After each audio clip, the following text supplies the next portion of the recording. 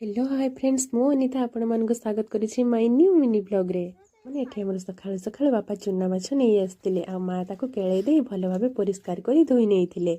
सांग माने देखंतु मु एठी मसला गुडी को मध्य बाटी नेइथिली। सांग माने मसला बाटिवा समय रे झियो तार खेळु थाए। सांग माने मु एठी कड़ाई रे प्रथमे तेल पकेइ दे तापर चुन्ना माछ गुडी को भलो भाबे भाजी नेइथिली।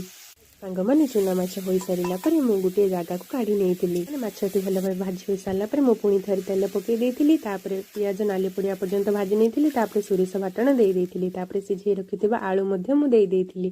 सांग माने मसला भलो भाबे कषि होई सारला परे मु पानी देइ देइथिली। पानी किछि समय फुटिला परे मु भाजी रखिथिबा चुना माछ गुडी को मध्ये ता सहित ऐड करी नेइथिली। सांग माने मोर रुसई शेष होला परे मु बापा को प्रथमे देइ देइथिली। तापर मां को खाइबा पई देइ देइथिली। मैंने क्या एमती चुना माछ पसंद निहाती कमेंट बॉक्स रे कमेंट करेंगे। जय जगन्नाथ देखा नेक्स्ट ब्लॉग रे आशा करूँ आपण मैंने समस्ते भलरे थिबे।